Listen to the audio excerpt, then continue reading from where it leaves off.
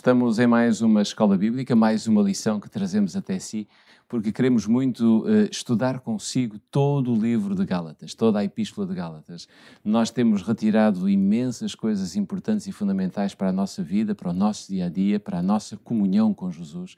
E é sem dúvida interessante verificar que Paulo, quando escreveu a Epístola aos Gálatas, escreveu como se fosse um evangelho.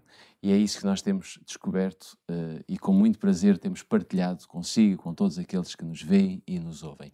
Diariamente temos connosco o pastor Pedro Esteves, que, para além de todas as explicações que nos pode dar, ponto por ponto, também fazemos sempre o início, o arranque destes programas com um sumário.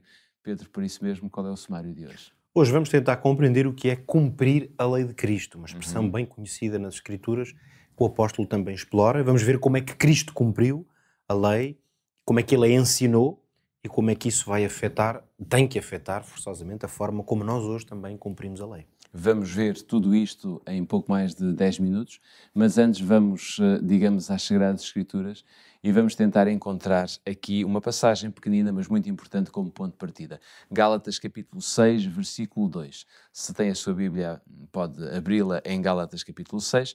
Se não, repare naquilo que está escrito no nosso quadro, que diz: levai as cargas uns dos outros e assim cumprireis a lei de Cristo. Gálatas capítulo 6, versículo 2.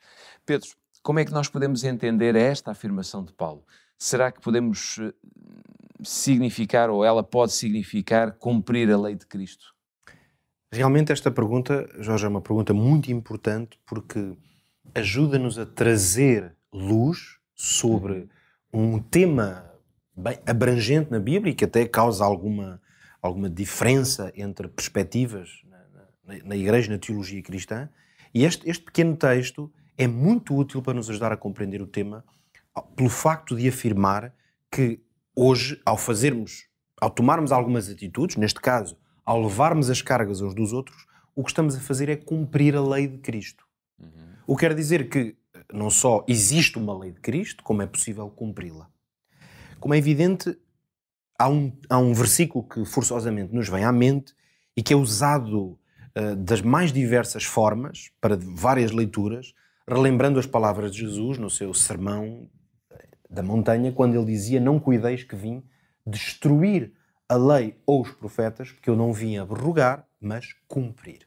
Como é que esta leitura pode ser feita? Porque parece-me a mim que há várias maneiras de se poder fazer esta leitura. É verdade. E hoje temos que trazer aqui ao debate, à nossa reflexão, o facto de haver um grupo significativo de cristãos que olham para este texto e que fazem a seguinte leitura. Eu vou expressar como a leitura que é feita. Ora, a ideia será: Jesus veio cumprir a lei, logo a lei já está cumprida, está completa. É como se cumprir significasse ele já fez o que tinha que ser feito. Encerrado. Nesse caso, exatamente, qual é a implicação disso? Ao lermos que Jesus cumpriu a lei e os profetas, quer dizer então que nós já não temos que cumprir, uma vez que ele cumpriu.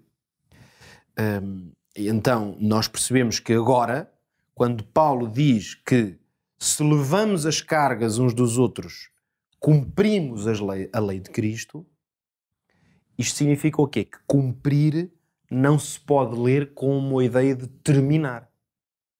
Porquê? Aliás, a palavra é a mesma, o cumprir, a raiz da palavra é exatamente a mesma, porque isto significaria que se nós estamos a dizer que quando Jesus cumpriu a lei e os profetas, que ele terminou com elas, portanto foi uma coisa que tinha que ser completa e foi, então quando o apóstolo diz para nós levarmos as cargas e cumprimos a lei de Cristo, quer dizer então que automaticamente a lei de Cristo ficava terminada quando nós a cumprimos. E percebemos que isto é uma incoerência total, portanto era uma leitura impossível de se fazer. Então quando nós vemos aqui cumprir, é mais o observar.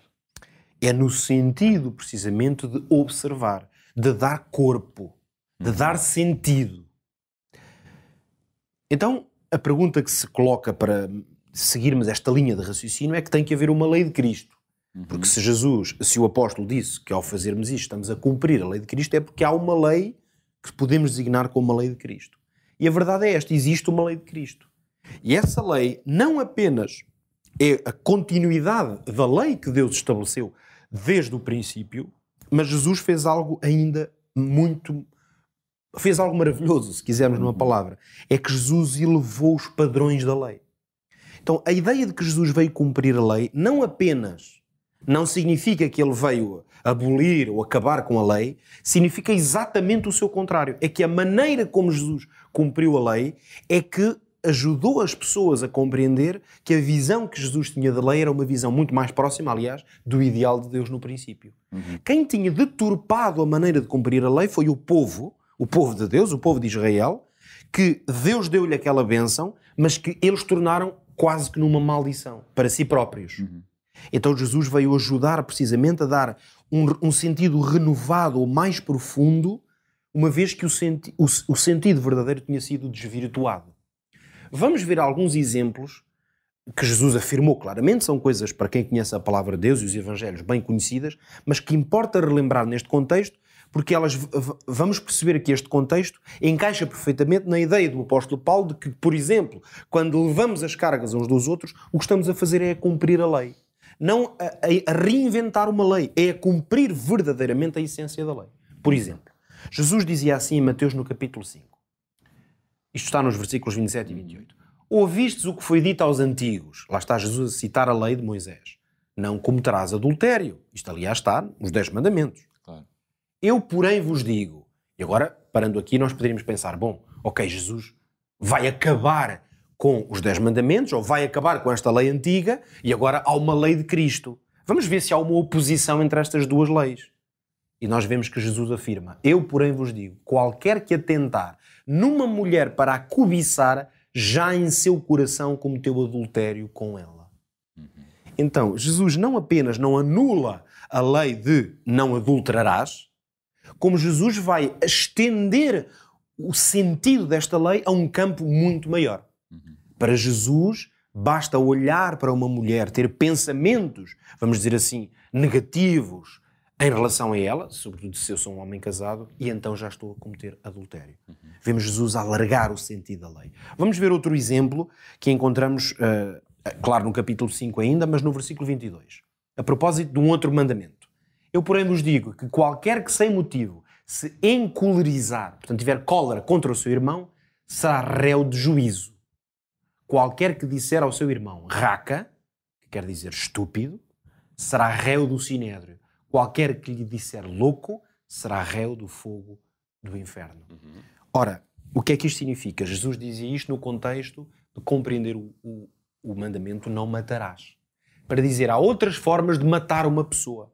Porque quando eu chamo estúpida a uma pessoa, eu estou-lhe a retirar toda a dignidade. Então, eu posso não matá-la fisicamente, mas retiro-lhe a essência de ser uma pessoa. Nós percebemos mais uma vez que há de facto uma lei de Cristo. Claro. E ela não apenas não anula a lei anterior, mas ela cumpre essa lei, mas de uma forma muito mais profunda. No fundo, cumpre no seu sentido original. Por isso é que nós podemos compreender, e vamos terminar com isto, porque é que Jesus vai fazer a seguinte afirmação, que eu ainda vos convido, aqueles que nos ouvem e que nos veem, a ler connosco. E são palavras bem conhecidas. Jesus dizia, amarás ao Senhor teu Deus todo o teu coração, toda a tua alma e todo o teu entendimento e todas as tuas forças. Este é o primeiro mandamento. E o segundo, semelhante a este, é amarás ao teu próximo como a ti mesmo. Não há outro mandamento maior do que estes. Lá está, não há mandamento maior do que estes. Porquê? Porque estes mandamentos colocam o verdadeiro espírito de toda a lei.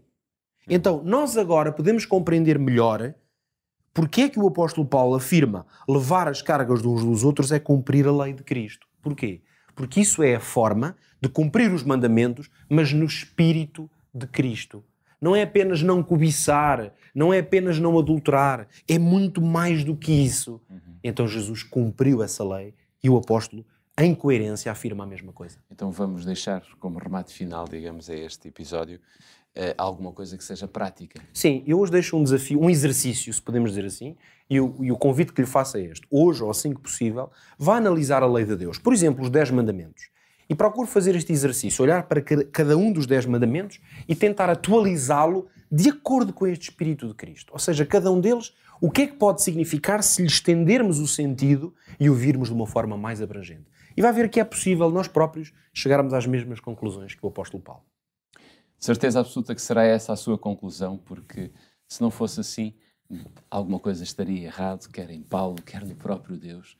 E sabemos pela Bíblia que Deus nunca erra, Pelo contrário, nos dá a sua misericórdia para que deixemos cada vez mais de errar.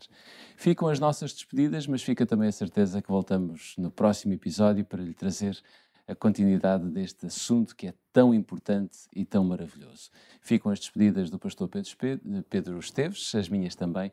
Até ao nosso próximo episódio.